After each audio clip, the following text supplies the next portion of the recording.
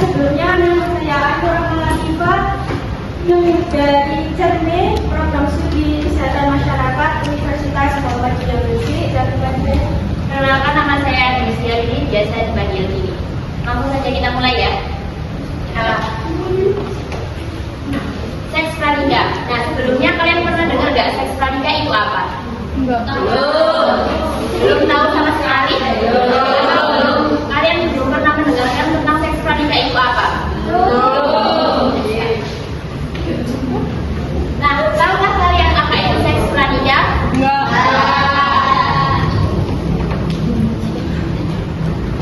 Mungkin kalian pernah dengar kata seks ya?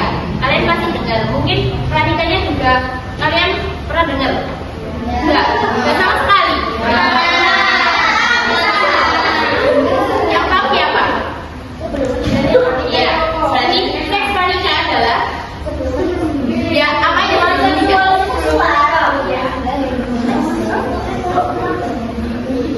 Nah, yang pertama yaitu pengertian seks pranika. Seks pranika secara umum dapat diartikan sebagai hubungan seksual yang dilakukan oleh remaja sebelum menikah. Perilaku seks pranika merupakan perilaku seks yang dilakukan tanpa memulai hubungan pernikahan yang resmi menurut hukum maupun menurut agama. Nah, jadi dari penjelasan ini kalian tahu kan seks pranika itu apa? Tahu?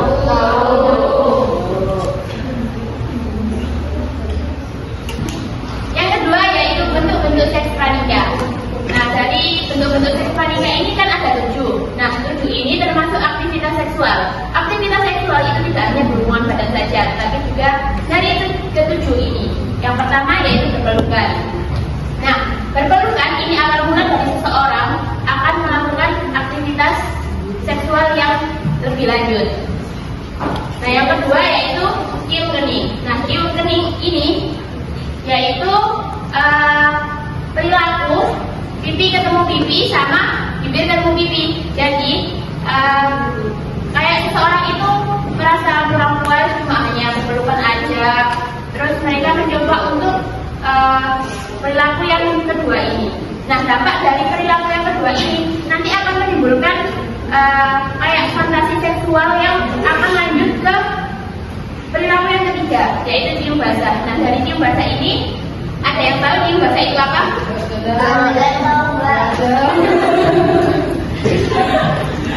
Ayo jawab dong, cium basah itu apa? Bibir ketemu bibir. Nah, bibir ketemu bibir ini termasuk dalam perilaku seksual karena mungkin dampak dari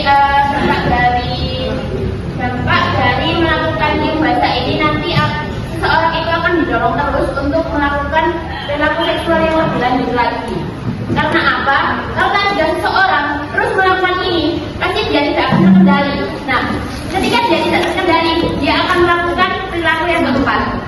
Pasti kalian sudah sering mendengar ya, kayak apa? Perilaku yang ketiga, terus langsung ke perilaku yang keempat. Ya. Apa? Meraba badan itu perilaku sensitif. Nah, yang keempat yaitu meraba badan yang sensitif ini, seseorang itu dia kan sudah tidak terkendali, dia sudah melakukan yang ketiga, dia lanjut ke yang keempat karena dia merasa kurang puas kalau cuma bibir ketemu bibir aja. Jadi seseorang itu akan lanjut ke bagian yang keempat, yaitu meraba bagian sensitif dari punya perempuan sama punya laki-laki. Yang kelima yaitu petting. Lah, ada yang tahu nggak petting ini apa? Ada yang tahu? Apa ya kira-kira? Coba ada yang nebak satu deh. Petting. Iya.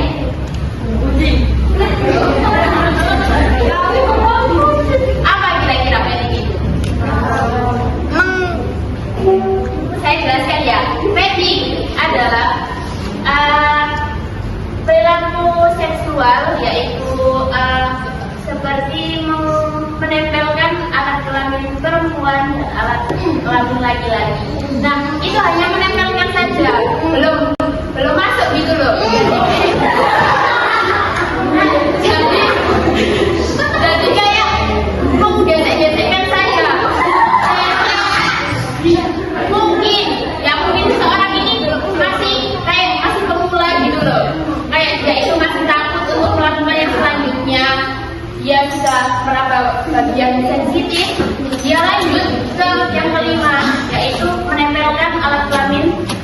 perempuan dan juga alat kelamin laki-laki. Nah, yang ke-6 yaitu oral seksual. Ada yang tahu lagi? Dan siapa sih? Nggak tahu. Nah, yang ke-6 yaitu oral seksual. Nah, oral seksual ini yaitu kayak alat kelamin perempuan dan alat kelamin laki-laki itu kan biasanya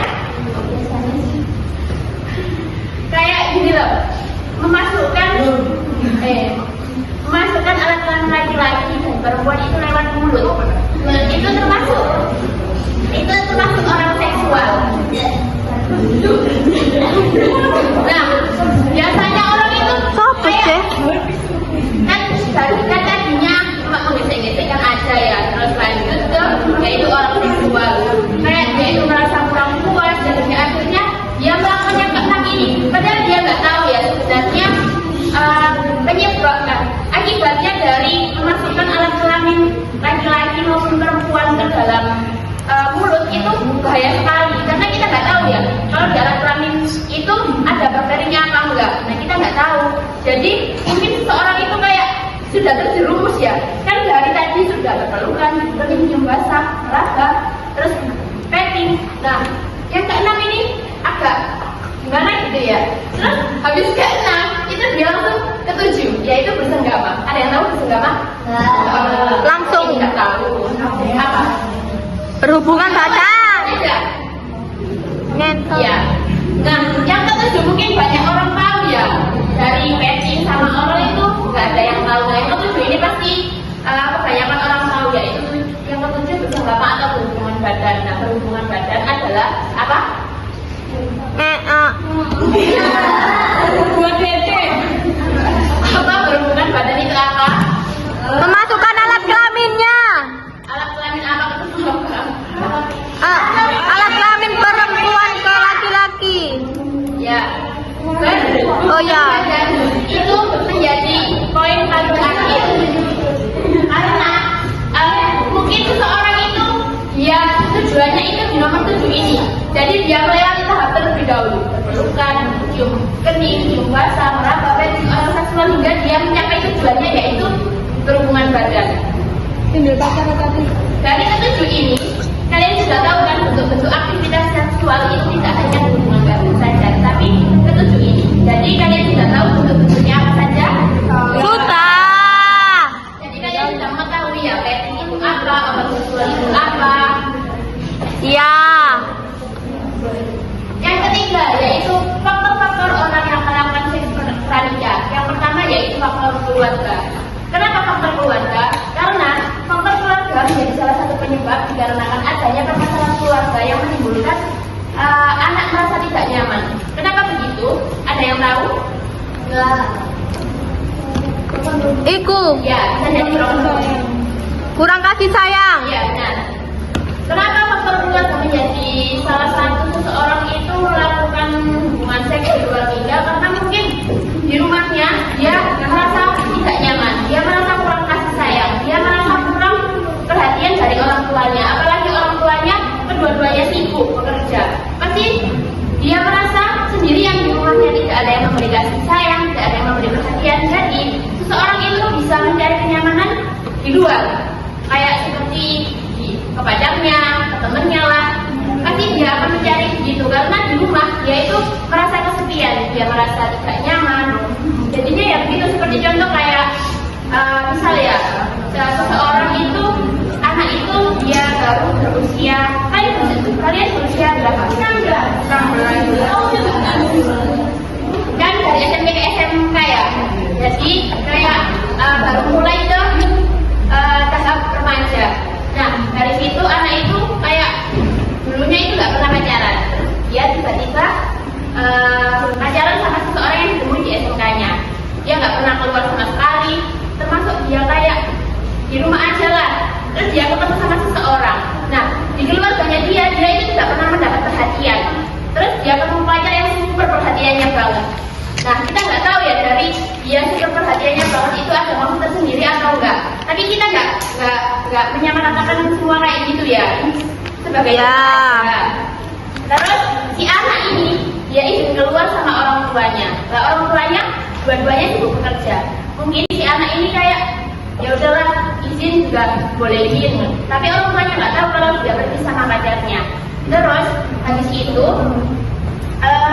si anak ini pergi sampai pulang larut malam dan dia tidak dicari, tidak dicari orang tuanya, tidak ditanyain dia lagi di mana sama siapa. Nah itu akan anaknya itu akan pasti beranggapan kalau orang tuanya dia tidak akan mencari, gitu kan? Pasti kalian mungkin ada yang mengalami, ada yang Ya. ada yang iya, ada yang enggak ya. Ya.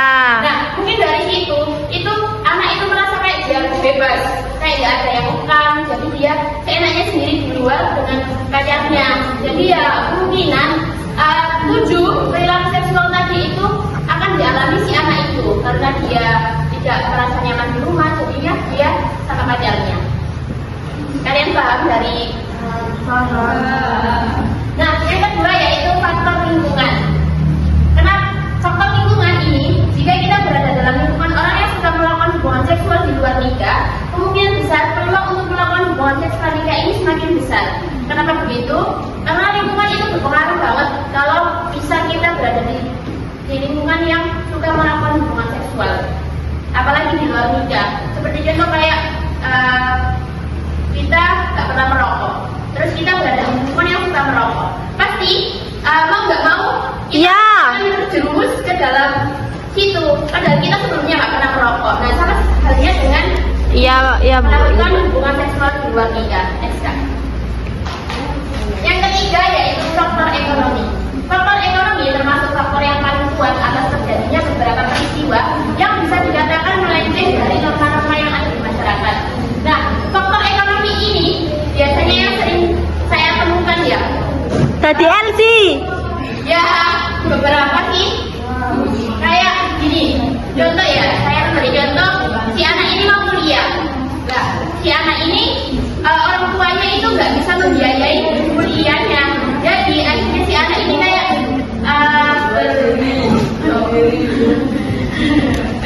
kayak dia itu melakukan segala cara supaya dia mendapatkan uang untuk bayar kuliahnya, gitu. Apalagi kayak yang hidupnya susah hedon padahal orang tuanya Ekonominya sulit. ya kayak gitu. Itu yang biasanya saya temuin di faktor ekonomi itu kebanyakan kayak gitu. Kalian ada yang pernah nemuin kayak gitu? Ekonomi sulit. Banyak kan? Banyak. Banyak banget. Iya. Nah, yang keempat yaitu faktor budaya.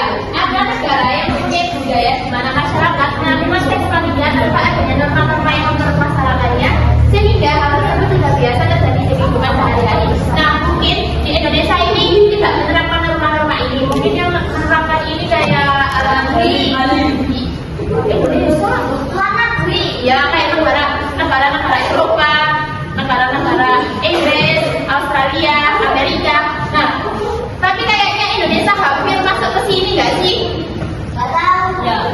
Kan kebanyakan orang itu melakukan hubungan seksual di luar pernikahan dengan faktor-faktor yang atas tadi. Jadi kayaknya kemungkinan Indonesia mulai masuk ke dalam sini. Mulai.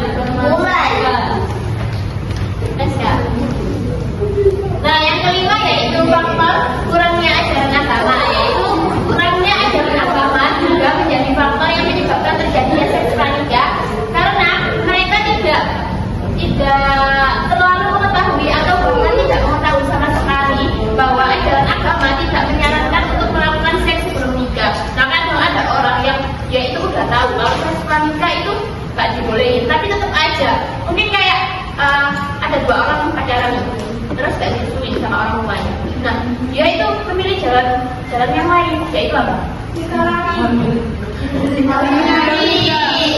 Ya mungkin ini salah satunya, yaitu seks di luar nikah. Terus dia gunting, jadinya dia Dinikahkan. Nah, yang ini 5 faktor dari penyebab terjadinya hubungan seksual. Kalian sudah tahu kan apa aja faktor-faktor yang menyebabkan hubungan seksual di luar nikah itu apa? Nah, semoga kalian juga bisa menjaga diri kalian masing-masing supaya tidak itu dalam faktor-faktor yang saya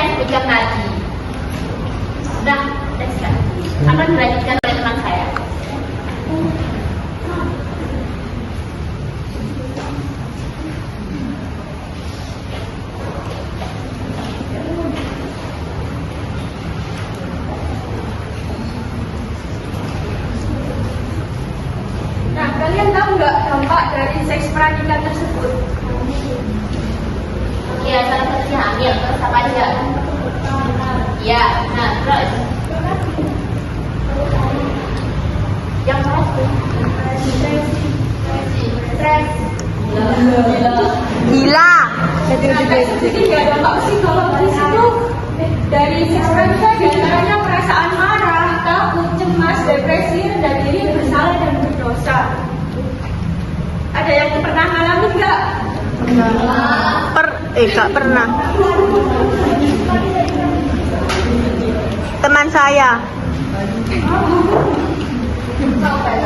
Dampak yang kedua yaitu dampak fisiologis. Seks pranika tersebut diantaranya dapat menimbulkan kehamilan yang tidak diinginkan, maka satu jalan yang diambil adalah aborsi.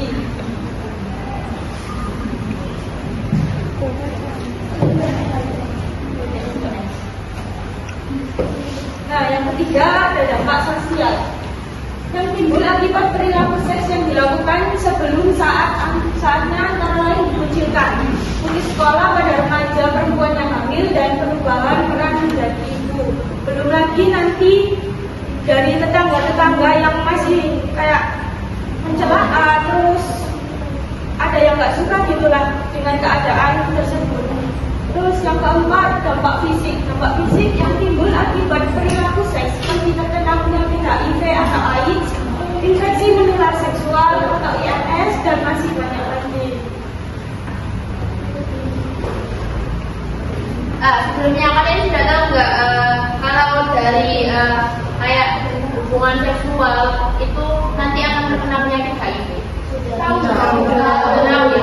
Nah, sampai sekarang kan HIV kan belum ditemukan obatnya ya. Jadi saya tekankan kepada kalian semua untuk jangan mencoba-coba melakukan hal ini ya. Iya.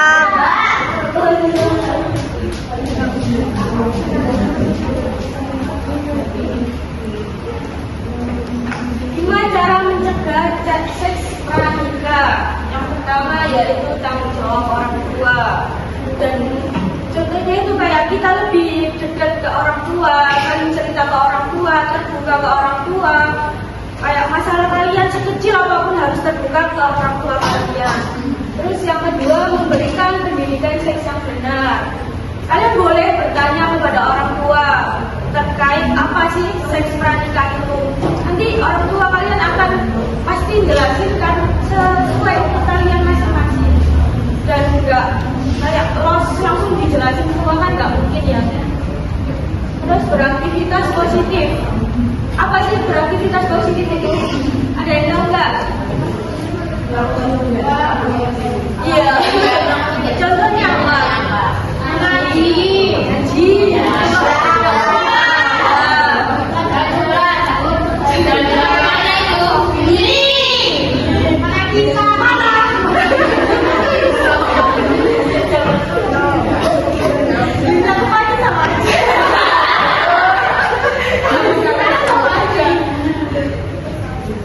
Terus kayak membaca novel juga bisa ya. Daripada melihat hal-hal yang tidak. Oh, coki baca. Yang keempat yaitu pikirkan masa depan kalian. Kalian itu kayak sekarang kan udah SMK kelas berapa? Kelas 10 ya? Iya. Kalian itu nanti bakal mau kuliah ataupun kerja lah. Kalian nanti kuliah mau ngambil kayak prodi apa, jurusan apa, itu sesuai keinginan kalian masing-masing lah. Nanti kalian selesai kuliah, nanti kalian harus punya pandangan masing-masing kayak mau kerja apa, terus intinya kayak menata masa depan kalian lah. Yang kelima, menjalin hubungan akrab antara orang tua dan anak. Seperti kayak poin yang pertama tadi, kalian harus terbuka lah salah satunya. Cerita hal apapun kayak pacar kalian, kayak apa ya? Ya intinya terbuka lah. Kecil hal apapun kayak masalah di sekolah sama teman itu pun boleh. Yang keenam, memantau pergaulan anak. Ada nggak di sini yang kayak main sampai malam? Ada. Kalian pamit nggak? Pamitnya apa?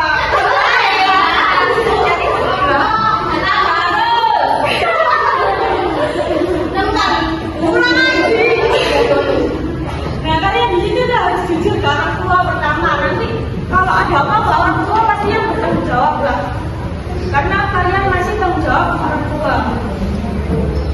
Yang ketujuh, memilih lingkungan yang positif. Kita sebagai perempuan ya kayak ya benar tadi kita harus ada temennya kan harus kita harus ya. Jangan pastikan harus kita kemana diizinkan di sana kita ke situ, jadi beda jalan lah.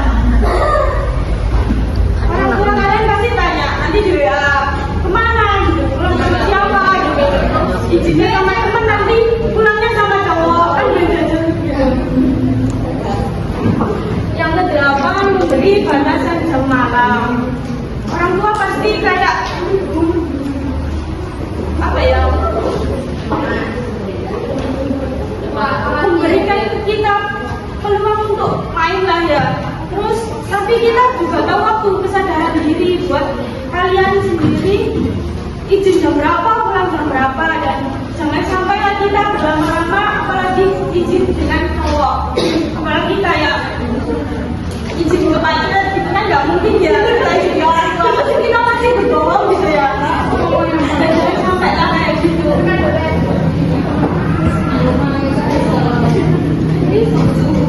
Iya, dari presentasi kami, apakah ada pertanyaan atau Tidak, sudah. ya, bertanya. Iya, silakan. Yang nama dulu ya. Ini ya sendiri. Nama Nama ya, nama lengkap sama nama. ya, nama. Perkenalkan, nama saya Paulia Rohman Rizkyani Matahiriya, biasanya dipanggil Rahma. Saya mau bertanya, mengapa penting bagi remaja untuk memikirkan masa depan dalam konteks menjaga perilaku seksual? Makasih. Mungkin aku udah pertanyaan. Mungkin ada pertanyaan lagi. Saya mau bertanya. Iya, silakan. Perkenalkan, nama saya Lailatul Mukarramah. Saya mau tanya, jika faktor keluarga menjadi penyebab utama perilaku seks pranikah, bagaimana seharusnya peran orang tua dalam membentuk karakter dan kontrol diri anak? Terima kasih. Ya, sama-sama.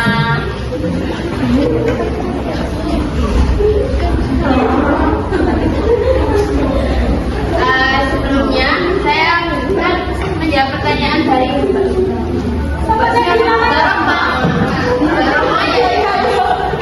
mengapa penting bagi remaja untuk memikirkan masa depan dalam konteks menjaga perilaku seksual? Nah, bagi remaja itu penting untuk memikirkan masa depannya. Kalau kita waktu SMP SMA kita itu sudah terjerumus ke dalam hubungan seksual. Nah, bisa jadi waktu SMA kita itu mungkin habis melakukan hubungan seksual kita hamil. Nah, itu kan pasti masa depan kalian akan hancur. Kalian ingin punya cita-cita yang tinggi, terus kalian di SMA itu melakukan hal kayak gitu, itu pasti akan merusak masa depan kalian kan? Iya kan? Ya. Nah, jadi itu sangat penting buat remaja itu sebelum melakukan hal kayak gitu, pikirlah kalian cita-cita kalian, pikirlah orang tua kalian. Kalau kalian itu ingin masa depan yang cerah, jangan melakukan hal yang di luar batas. Gimana Mbak Roma? Apakah sudah jelas? Ya, sudah jelas. Terima kasih. Sama-sama. Ya, pertanyaan yang kedua ya. Jika faktor keluarga menjadi penyebab perilaku seks pranikah, bagaimana seharusnya peran orang tua dalam membentuk karakter dan kontrol anak? Jika faktor keluarga menjadi penyebab utama perilaku seks pranikah, maka peran orang tua sangatlah krusial dalam membentuk karakter dan kontrol anak. Seperti yang tak jelasin tadi ya, memantau anak itu penting karena kita juga udah memantau, terus kita juga masih izin yang salah gitu kepada orang tua kita. Jadi kayak benar-benar salah pergaulan, juga pasti salah pandangan masyarakat. Ya. Terima kasih. Ya, sama-sama. Nah, mungkin itu saja.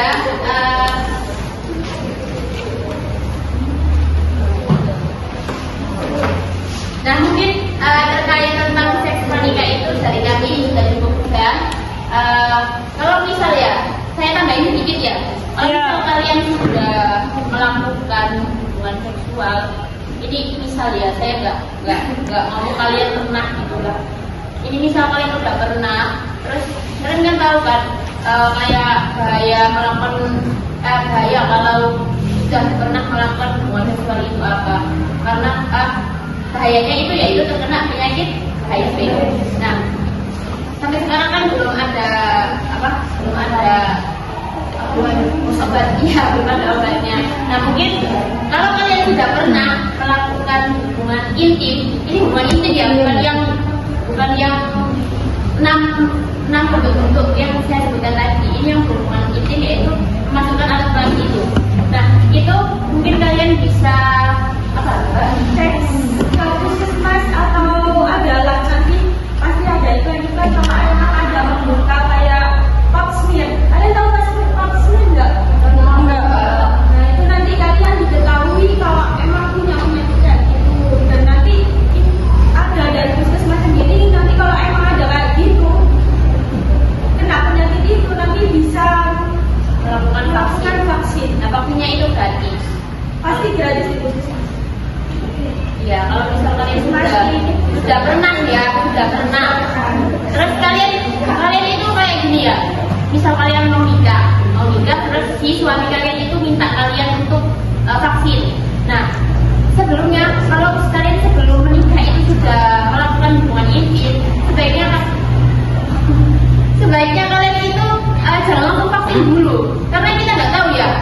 Kalau habis kita melakukan hubungan seksual itu kita terkena penyakit HIV, kanker lah, gitu kita kan nggak tahu. Jadi lebih baik kalian vaksinnya dulu. Nah, vaksinnya itu untuk memastikan kalian terkena penyakit atau enggak. Kalau kalian langsung vaksin, nanti makin parah penyakit yang ada di alat kelamin kalian gitu. Jadi ya saya tekankan lagi, jangan melakukan hal-hal yang kayak gitu sebelum kalian mau nikah. Nah, dari penjelasan saya tadi, mungkin kalian sudah ada gambaran ya gimana seks pranikah itu apa, faktor-faktornya apa, dampak-dampaknya apa. Kalian sudah mengerti? Ya, sudah. Nah, mungkin sekian dari kami, kurang lebihnya mohon maaf. Wassalamualaikum warahmatullahi wabarakatuh. Waalaikumsalam warahmatullahi wabarakatuh.